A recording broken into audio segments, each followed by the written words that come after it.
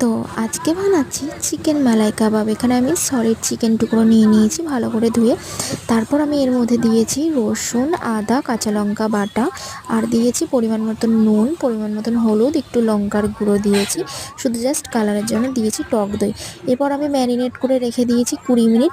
এরপর কড়াইতে 2 চামচ তেল দিয়ে তারপর আমি এগুলোকে ভেজে নেব যতক্ষণ না মশলাগুলো একদম মিশে আসে। তো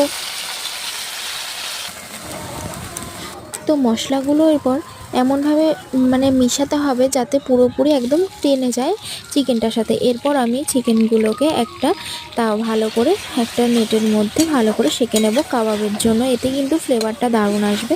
এরপর কড়াইতে আমি বাটার দিয়েছি, আর 1 চামচ সাদা তেল দিয়েছি, আর 1 চামচ বাটার দিয়েছি, আর ফ্রেশ ক্রিম দিয়ে ভালো করে মিশিয়ে নিয়ে এরপর কিছুটা কাসুরি মেথি দিয়ে দিয়েছি। কাসুরি মেথি দিয়ে তারপরে কাবাব চিকেনটা দিয়ে দিয়েছি, দিয়ে নামিয়ে